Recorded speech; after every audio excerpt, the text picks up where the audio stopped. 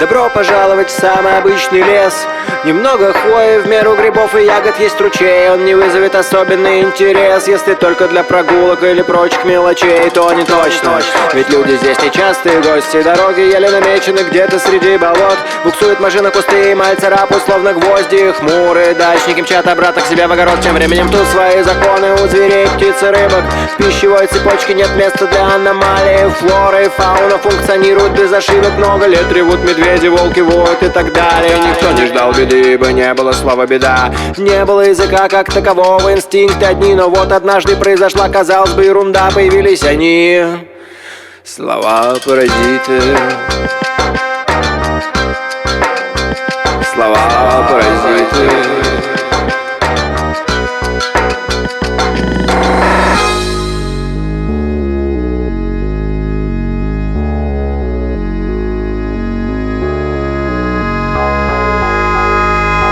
Под гипнозом и не пытайся пошевелиться, не смей. Не отводи глаза, когда перед тобой змей. Так-то лучше. Не мечтай о побеге, брось, я искуситель. Если что, искусаю тебя насквозь. Я такой сею ужас и весь лес погружаю во мрак. И так мое шипение — это условный знак. Сейчас возьму и проглочу тебя, выплюну только пух. Просто что говорю тебе, это вслух неудобно вышло. Непривычные ощущения. А ну иди-ка погуляй, пока прошу прощения. Вот так впервые я нарушил негласные обычаи. И сам не заметил, как в дискуссию вступил с добычей, что не могло не отразиться на моей охоте. Планами делиться с оппонентом не принято вроде. Особенно, когда встречаются разные виды. Особенно, когда участники будут убиты. А я наивно перемены не видел в упор, хотя все чаще жертву тянуло на разговор. Пожалей, пощади, умоляю тебя, не надо. Постепенно слово стало оружием хуже яда.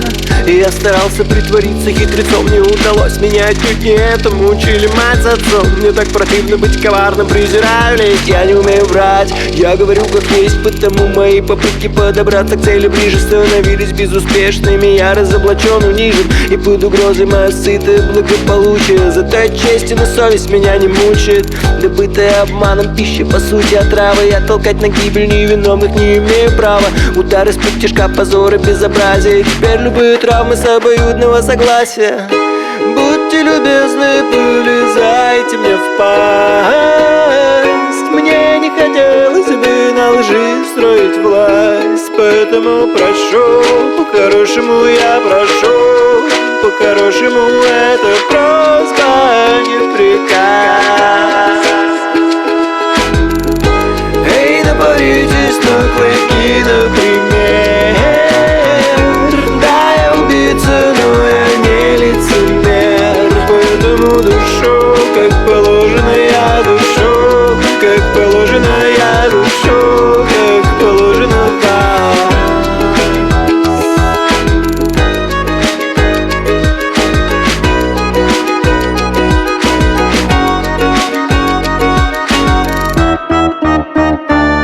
То есть буквально как паразиты эти слова завелись у всех. Какой-то сказочный синдром вся чаще пришла в движение. Как бы общий язык возник невероятный. Смех и грех сперва отдельные слова, позже целые предложения. Посыпались отовсюду шум, гам, суета. Тропа на водопой гудит, как оживленная улица. Волк собирался отужинать мышью, но та обходительно и мило убедила его одуматься. И волк стал есть траву лишь потому, что трава молчит. Затеяли спор бобры, пока плотина давала течь. Устроила белка бунт, она кричит, орек горчит. В общем, не довела до добра, это ваша родная речь. Однако звери вошли во вкус, представьте, даже не мой карась со дна отпускал свои сальные шуточки пузырями. Пути назад уже не было, революция началась, судить сами.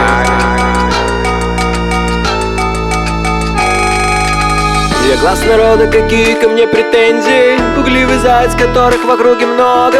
Жизненный путь — это своего рода дорога. И в моем случае это шоссе поэзии. Довольно в панике прятаться в лопухи.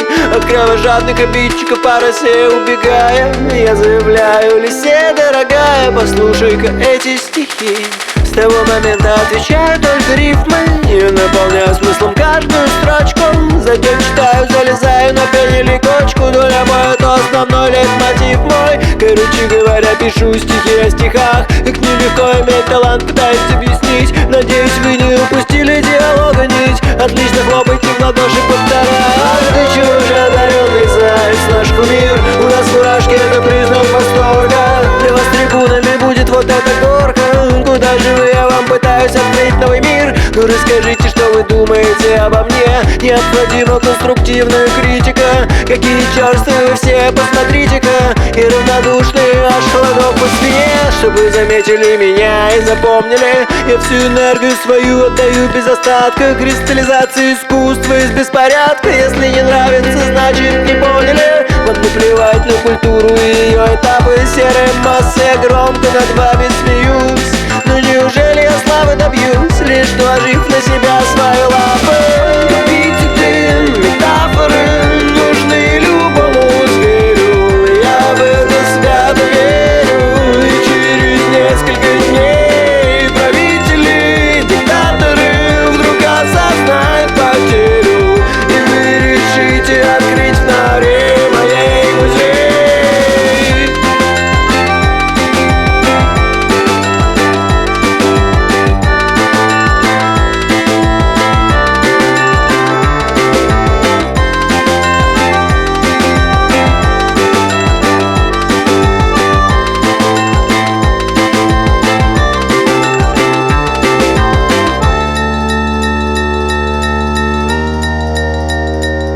Время шло, и все былые дела были брошены в лесу. Кто-то не прав, и он должен узнать о том, как быстро все сбегутся в стену метать горошины. Но приходилось откладывать на потом. Животные начали думать, это последняя стадия магического дара или кары небес. Их намерения благие тонули в голдящем стадии, а тяжелые мысли давили на голову словно пресс. Обнаружился пробел в вопросе о смысле жизни. Что такое справедливость, а свобода это как? Ты что, не любишь деревья? Ты что, не верен отчизне? Все захотели любви, отношений, брак в приоритете.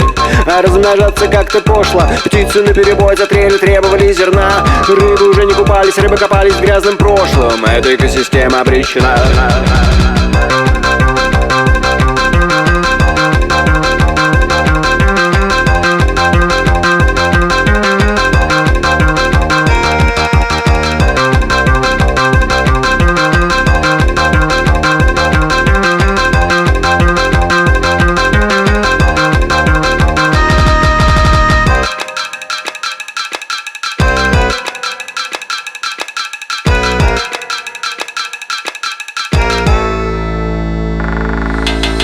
Неприятно познакомиться, я жилось. Без этой глупой болтовни мне неплохо жилось. Я был в гармонии с собой, от копыт врагов бродил везде один, не различая друзей и врагов. Мне нечего делить с другими жителями леса. Чем больше слов, тем меньше все они имеют веса. Так что молчание даже дороже золота. Но для контакта тут больше не ищут повода. Когда прорезался мой голос наравне со всеми, понял я, что лосю вовсе нечего сказать по теме. Я обыватель, мне бы только поспать и покушать. Но все решили, раз молчу, значит умею слушать. И прервало сплетни, новости, моды, погода. Нигде не скрыться от назойливого хоровода. Что за абсурд вы несете, что с вами такое? Я вас не звал, идите прочь, оставьте в покое. Не сомневаюсь, все вы личности высшего сорта. Это не причина для вторжения в зону комфорта. Знали бы вы, как ваши жалобы мне надоели. Это я размышляю про себя, а на деле многозначительно киваю на любую фразу. И в их глазах я идеальный собеседник сразу. Всего-то надо никогда не спорить с говорящим, и он почувствует себя ученым настоящим. Всецело возомнит себя оратором и гением, пренебрегая этикетом и моим терпением. Я смирился не вернуть тишину и уют.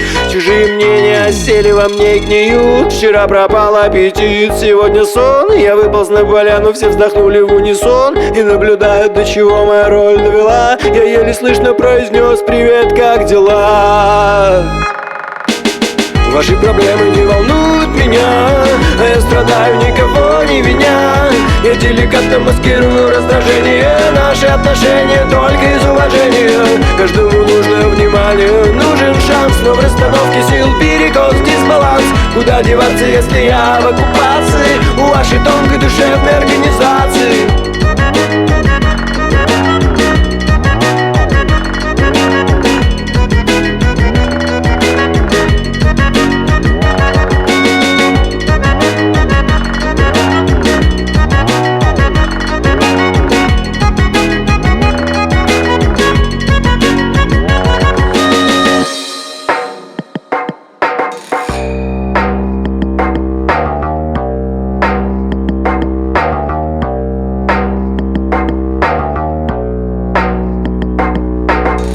Добро пожаловать в самый обычный лес. Хотя кому я вру, конечно, он обычный, только на вид тут подозрительно тихо. Это последствия всех чудес. Безумные тощие звери свой придумали алфавит, повсюду буквы.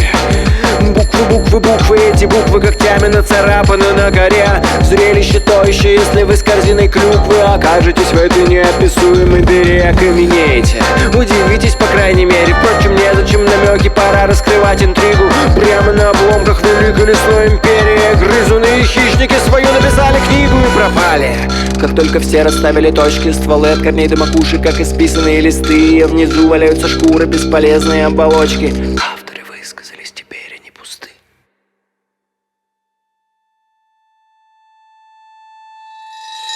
Вначале было слово, и в конце будет слово. Все повторяется снова, природа сурова. Род — это шахмат общения на лице. Вначале было слово, и слово будет в конце.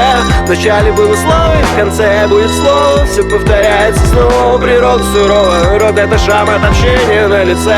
Вначале было слово, и слово будет в конце. Вначале было слово, и в конце будет слово. Все повторяется снова, природа сурова. Род — это шахмат общения на лице. Вначале было слово, и слово будет в конце. Вначале было слово, и в конце будет слово. Все повторяется снова, природа сурова. Род — это шахмат общения на лице. Вначале было слово, и слово будет в конце.